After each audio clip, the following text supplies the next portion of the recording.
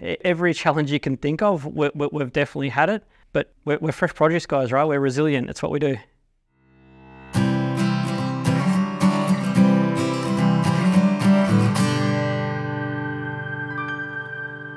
Welcome to the Vegalogue podcast, a dialogue about the Australian vegetable industry from AUSVEG, your peak industry body. I'm your host, Tom Bicknell.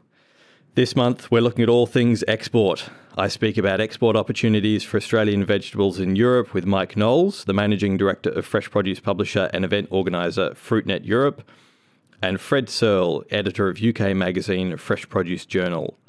I also catch up with AUSVEG International Trade Specialist Andrea about the levy-funded multi-industry export program for vegetables, onions and melons. And finally, I'll be talking about the changing nature of the export game with this year's Hort Innovation Exporter of the Year, Frank Frappa of Premier Fresh Australia. So with that, let's hear about the potential and the lessons that European markets can offer Australian vegetable exporters.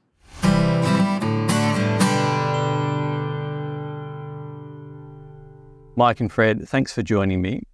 Hort Innovation here in Australia has forecast that our horticulture sector will reach a production value of 21.8 billion by 2030, which represents about a 22.5% growth over 10 years.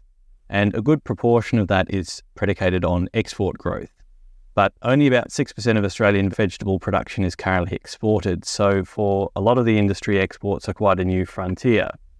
So we caught up recently on a grower study tour that AUSVEG ran in Spain, the Netherlands and the UK.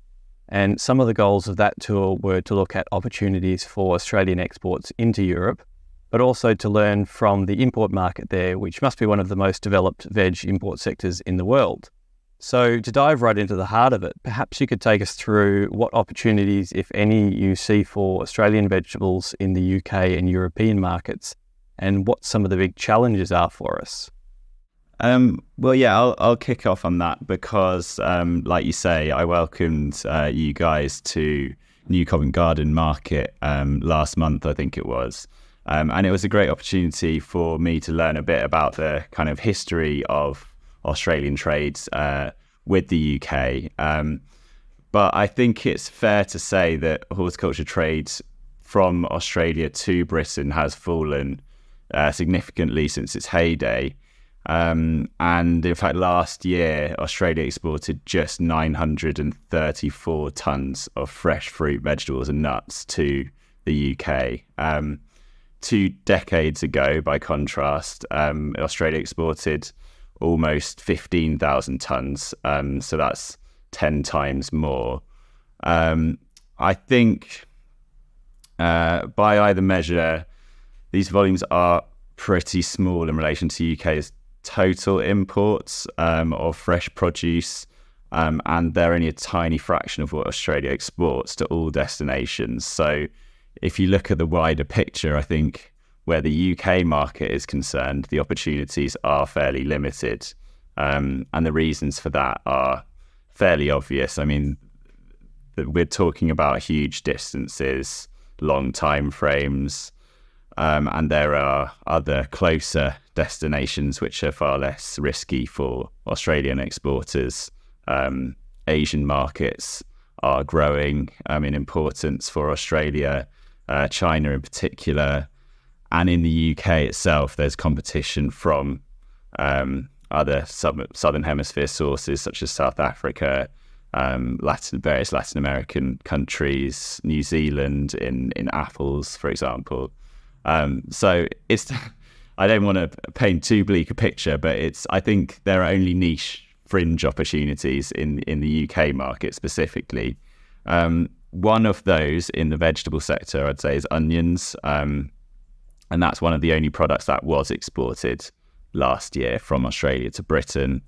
And I think it's maybe only in a certain window when we're likely to see that. I think it's towards the end of the UK winter, so February going into the start of spring, so April kind of time. We see some exports already of Australian, specifically Tasmanian onions to the UK. There might be some opportunities in other products such as stone fruit. We've seen that in the past, but only kind of at the premium end of the market. And in vegetables, I think onions are probably the big opportunity. So yeah, I mean, there might be other opportunities elsewhere in Europe, and possibly my colleague Mike, who is talking from the Eurofruit perspective, might have some thoughts on that. But that seems to be the UK picture. Yeah, if I can chip in there, I think that there are always opportunities. It's just kind of digging out and working out where, for example, over that big long distance, is there enough of a premium in a particular product that can allow that supply chain to be sustainable over that distance? Or indeed, is there enough of a kind of mass commodity saving that can make it happen in a different economic way? I'm always, when I think of Australia and kind of food and drink exports, I always think of the Gallo brand, where they managed to work out a supply chain for wine that brought it in bulk into Europe and then bottled it and then sold it in the market and at enough of a margin that whole supply chain worked.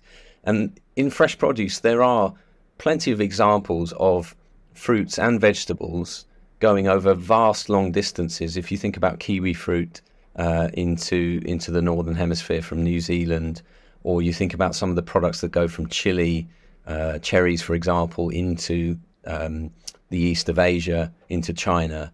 And if you're talking about vegetables, which arguably are a more resilient product over long distances in many cases, some of the premium high-end products that have gone long distances over the world have gone from places like Southeast Asia into Europe, or from East Africa, from places like Kenya and Ethiopia.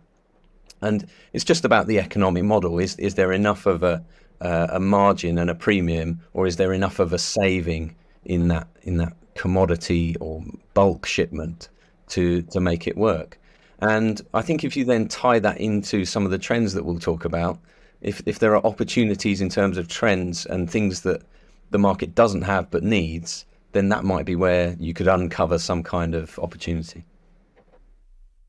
You mentioned scale there. So Europe's obviously one of the most developed importing markets for fruit and for vegetables, and you see product coming in from all over the world, from some very large exporters where export is a primary focus for their horticulture industry as compared to Australia. Do you think there are some specific lessons that Australia could take from some of those countries? Yeah, I think so. I think there are, some real big hitters in the fresh produce business, in the vegetable business, that are looking further afield. If you look at the Netherlands, they've developed programs for peppers into China, for example, and I guess the key difference there is they are pushing that at a national level. They're taking that as a Dutch product that they're really good at, and saying, this is something that we can bring you to your doorstep. The Belgians are doing it. I think the Mexicans are doing it. They're investing heavily in that industry level branding, that national level marketing, and I think that's very important. I think that's a big part of the equation. I think just to add to Mike's point there, if Australia could present itself as having a point of difference in terms of the quality and production of a given product, then there's a real reason why a European market might import specifically Australian carrots or onions or brassicas, say. But given the distances and given the extra cost that would be involved, there has to be kind of a real premium and a real point of difference to those products. And I guess looking at the European market and being able to differentiate yourself on quality, I heard recently that one of Europe's primary exports is their regulations. And I think that's true for their sustainability requirements and consumer expectations thereof as well. What are some of the key trends you see in the vegetable sector in Europe and the UK, particularly with respect to consumer requirements and retailer requirements? Well, I suppose the big one in Europe at the moment is on packaging. And if you talk about regulation and where the kind of Brussels machine is moving things towards, it's more sustainable packaging, which, is such a kind of broad sweeping term. But if you look at what's happening in France is very indicative of where the European market might be heading. They've banned single-use plastics, so that's a big challenge for some of the smaller products, you know, the berries and the high-end veg that usually uses that kind of packaging. Other markets are doing things on, you know, the logistics on air freight, so maybe not regulation, but Albert Heijn and Lidl in the Netherlands has banned all air freight for fresh produce. Lidl in Sweden as well. There's a big wholesaler in the UK that Fred speaks to quite often called Compass Group that did the same. I think the regulatory burden is highest in Europe. That's absolutely true. The labeling guys, for example, the guys who do all the, you know, the stickers that you see on lots of produce, their toughest challenge in terms of meeting different requirements on recyclability, compostability, you name it. That's happening in Europe the most. That's not to say that, you know, it's not a free for all. It's not the Wild East in Asia, for example. There are lots of very kind of demanding customers there, and a lot of those retail chains take their lead from what's happening in Europe. But I think in terms of the kind of, you know, political landscape, what consumers are demanding, that's certainly higher in Europe. I would just add that the opportunities for veg are huge in this global market. And if you look at the number of times that a vegetable product has won the Fruit Logistica Innovation Award, it's 7 out of 17. And if you include tomatoes, which is obviously contentious, another couple of times. Those have a look at those products. Those are products that are quite instructive in terms of the point of difference they gave consumers in convenience or in quality of taste and flavour. So I think, there's a lot to think about for Australian vegetable exporters, and never say never. Could happen. Yeah, I'd like to add that despite some of my kind of negativity or realism potentially on the subject, I would also see opportunities in kind of certain specific instances for Australian produce in Britain. And I think climate change, although it's kind of working against producers around the world, could in some ways present opportunities for Australia, because growing seasons are being disrupted, and the kind of traditional Southern Hemisphere sources, the likes of South Africa, Chile, Peru, increasingly, are being affected in various ways, and that might free up certain windows for Australian vegetables in Britain and in Europe more widely. Mike and Fred, thanks for joining me. Thank you. Thanks, Tom.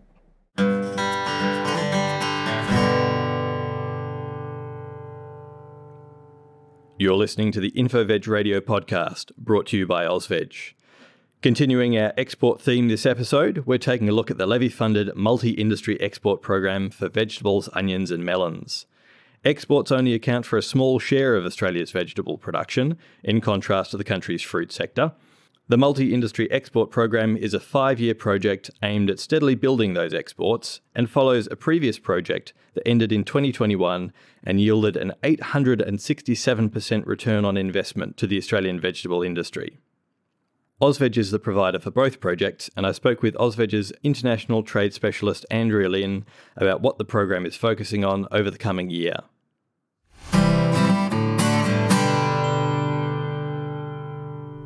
So to start off, Andrea, let's just paint a broad picture of Australian vegetable exports.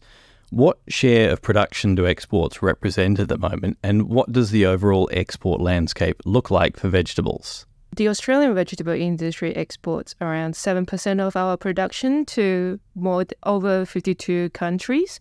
So in short, the Australian vegetable industry is really lucky because we get access to many, many countries as compared to other fruits industry. To talk about the export landscape currently or at the moment, I guess every business is trying to get out of that post-pandemic, and the living cost of the high living cost, and then prices, fuel, input costs all going up. So a lot of businesses are trying to get back into exports, but not as strong as what we used to see before pre-pandemic, because, as I said before, 7% of our productions are exported, which is most of them are consumed locally. When you have a production scale like that, businesses tend to focus on their domestic market first to protect their local market share before looking into exports. That being said, the West Coast growers are set up a bit different than our East Coast growers. So in the West, predominantly, they do mostly exports. So for them, exports has been consistent and they're pushing through even during pandemic. As for the East Coast guys, because I think majority of them do export directly, but during COVID, it was harder to get the containers, the freights, air freight was stopped and there was no connectivity. So some of them actually paused exports during the pandemic, and a small portion of them are trying to get back into export at the moment. We will hopefully to see things coming back on track soon. Yeah, we will. Just before COVID, we were on track to hit our target to export $315 million of fresh vegetables to the world. However, this is now dropped down to around 250 million to 300 million at the moment. So we are hopefully to see them to pick it up again in the near future. So with that as the context, what challenges is this project aiming to address? So the multi-industry export program is actually aimed to create a holistic trade development program to help the growers. So it started on just the vegetable levy, and then for this current program is now broadened out into onion and melon. That's 5 main streams of the activities. So it's export readiness, market development, market access, communications, and one is implementation of the export strategy. So for each industry, there's an export strategy that governs the structure and the framework for the program. So we're doing mainly a lot around market development activities. So that includes inbound and outbound trade missions. For market access, we do a lot on the negotiation, trade policy. If some growers have any issues around their containers, their orders, or certain MRO issues, they can always come to us for us to help them, to assist with them on that front. For onions and melons, they are built around similar activities, so we're trying to make linkages for each activities we have within the project. Brilliant. And so is the project more focused, would you say, on giving exporters tools to make better decisions, or on helping them with business development and building relationships overseas? I think it will be all of them because, as I said before, we got different streams within the project. For the export readiness one, we do have an e-learning program that is aimed to be a knowledge legacy, a library that it's consistently there, that for anyone that want to access to that part of business or thinking to get into export, they can always sign up to that so that they can know what it entails. For example, export registrations, how do you tackle your market, how to get export ready, how to get your business ready. So not only decision maker or growers can sign up to that, so growers can also send their staff to sign up to that program. As for the market development, it's mainly for, develop the market. So we go to 5 trade shows a year into Dubai, Japan, Singapore, Hong Kong, and then we also do an inbound trade missions with the aim to sort of expose or, provide opportunities for these international buyers to understand the Australian production capabilities. And then the new stream we have under this program is the market intelligence, which is a online portal or online tool that provide that competitive analysis that was updated fortnightly for them to make decisions. So it will be all of them that we're trying to make it a holistic program for everyone. It's a one-stop shop. Great. And how would you say that differs from the previous project, which I understand finished in 2021? So There's 2 additional streams that was included as part of the new program. As you said, that it's concluded in 2021.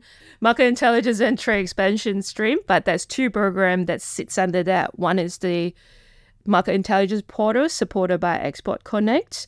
And the other stream, the other program that's new for this one is the trade expansion one, which is called the International Business Innovation Mentoring Program. So that program is aimed to change of mindsets of businesses that's currently exporting, but what can you do more? What can I do better? What is a better technology out there that helped you to innovate program? And in one of the case studies that we have published in the last few months, it was focusing on the potato growers that getting into value added. And would you say some of those priorities that you're trying to focus on this time around, have they changed much since the end of the pandemic? They have changed slightly because I feel like, having running this program for so long, since I started at AUSVEG, I can see a shift of mindset. So to put in context, when I first started and when I first get involved in this program, a lot of growers are doing indirect exporting. And then it's very great to see that how all the businesses have progresses into, doing their export documentation in-house, hiring a dedicated export manager to help them to export, and then, having more courage to come to us or, to ask questions to help them to develop the market. So I would say that COVID did disrupt them, but because the cost of freight and the connectivity is something that's beyond our control.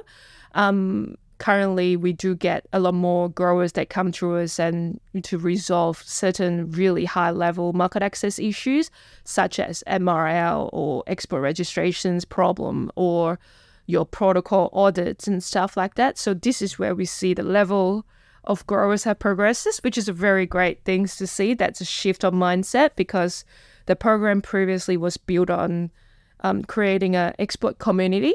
And then now I feel like under this program, even though in the post-pandemic world, there is a community of like export culture that was brewing in this industry.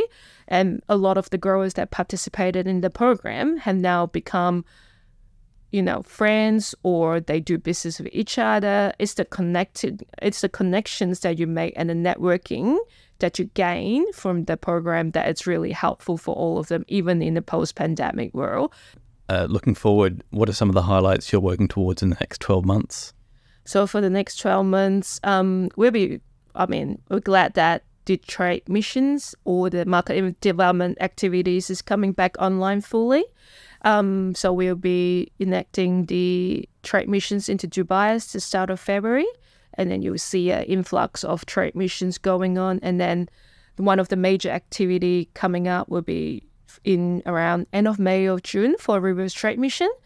Another one would be there will be a lot more activity around market access as well with the, FTA, on the FTA front, and then also market access applications. So even though, like I said previously, we do have access to 52 countries, but there's still quite a few untapped potential markets that we really want to break through. So we'll be working on that.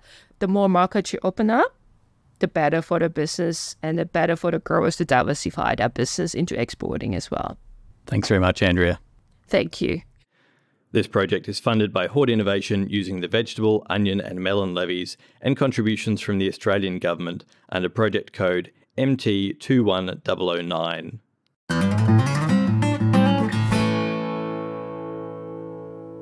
If you want to see the story of Australia's fresh produce export history in a single company, a good starting point would be Premier Fresh Australia. That story is now at a high point, with the Hort Innovation Exporter of the Year award presented at Hort Connections 2023 to Frank Frappa, Premier's Executive GM of Avocado, Citrus, Grapes, International and Stone Fruit. I spoke with Frank about the ups and downs of Premier's export story and the changing nature of the export game. I'm here with Frank Frappa from Premier Fresh Australia. Frank, thanks for joining me. You were recently awarded with the Hort Innovation Exporter of the Year at the Hort Connections show. That was in recognition of the incredible work that you and your team have done on the export side of the business in the last few years. But I would imagine that doing any kind of work in the last few years in export has been a pretty hard ask.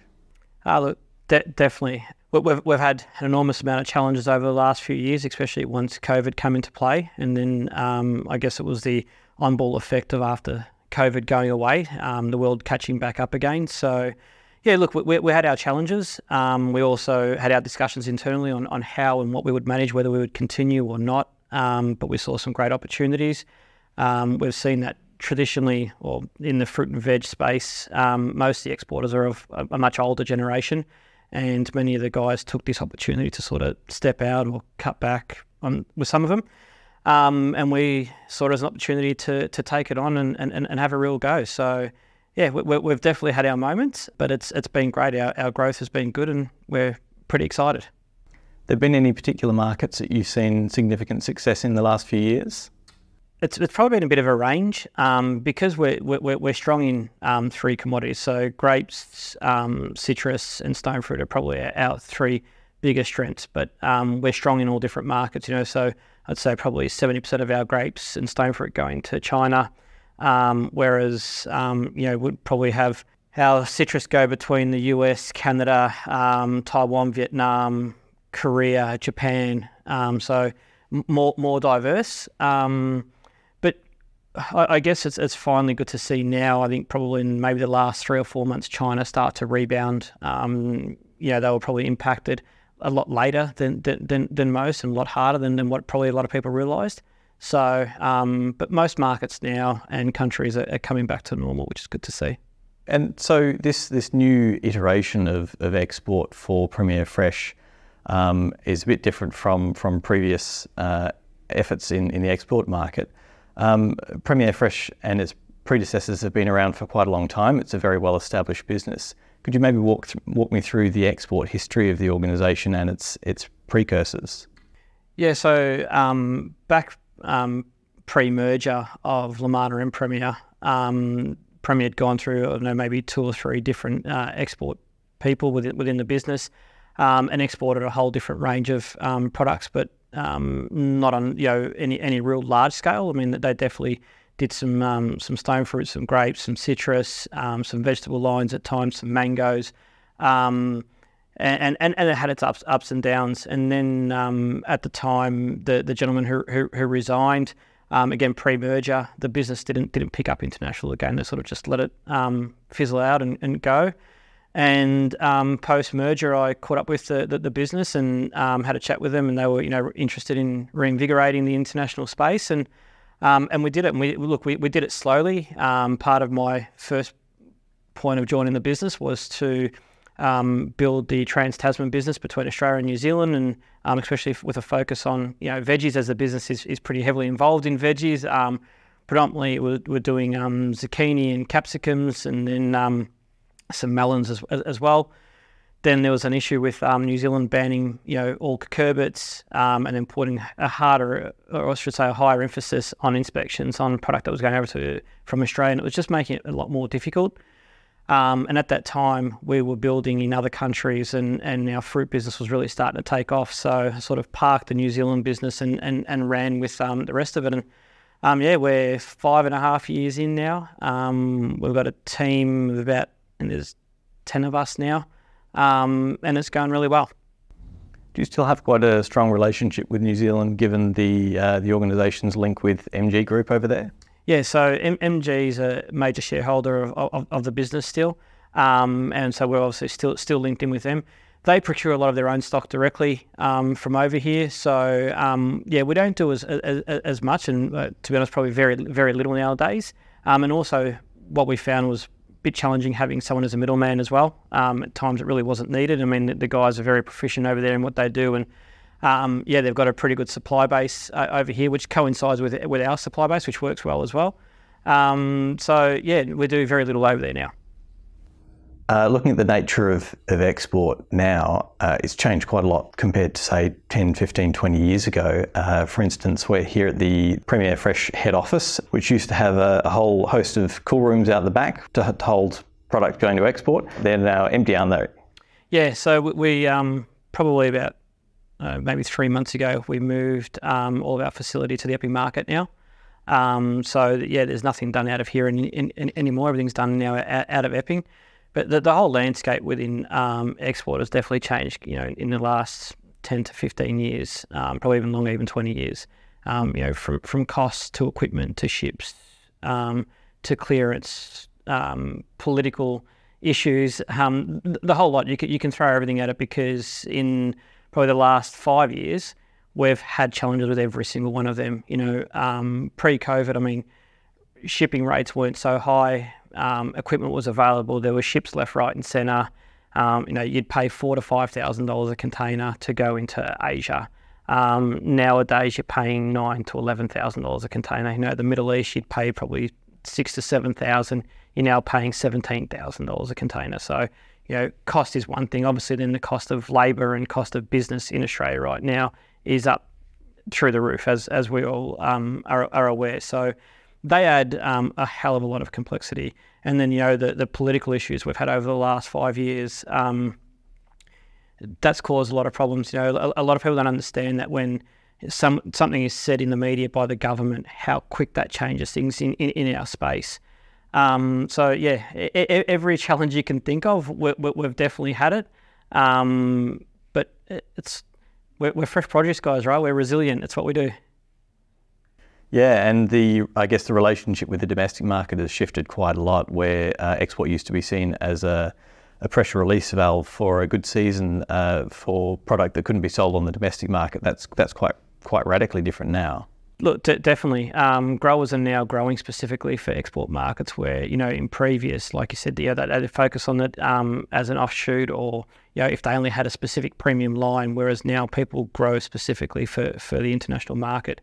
For us, we have a love with both. We need to have a love with both. It's important for our growers and our business.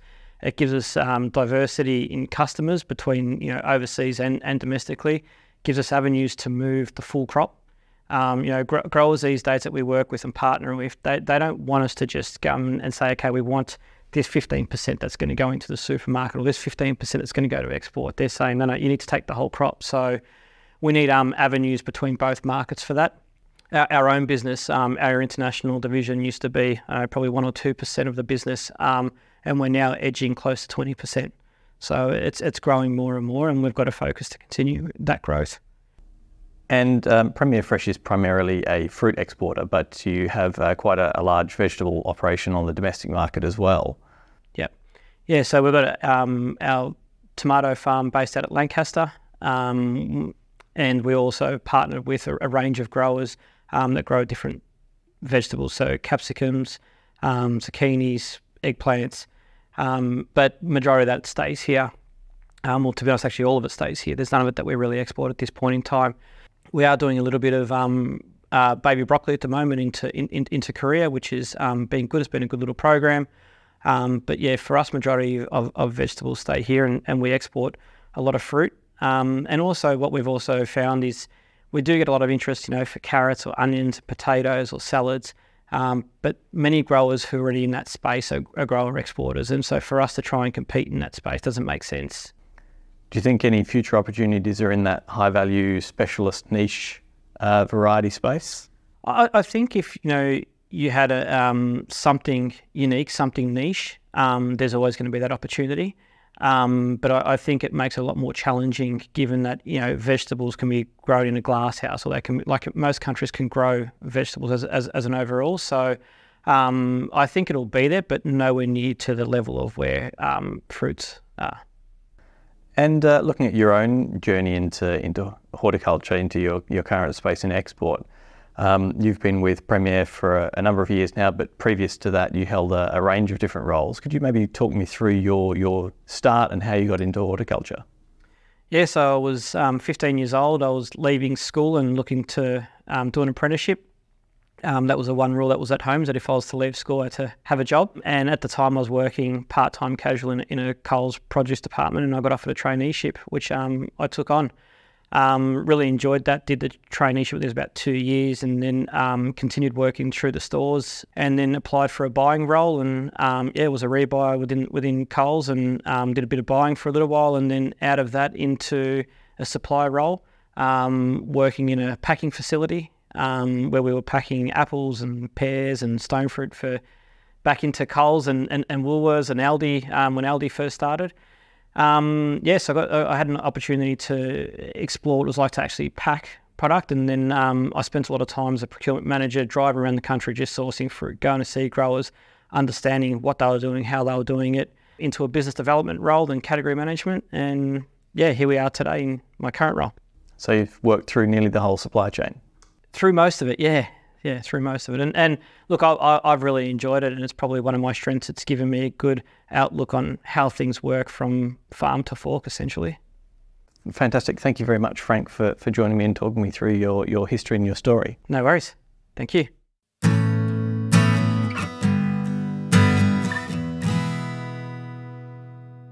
Thanks for listening to InfoVeg Radio. Don't forget to subscribe and give the podcast a rating and review to help others find us. InfoVeg Radio is produced by AUSVEG, the peak industry body for Australian vegetable growers.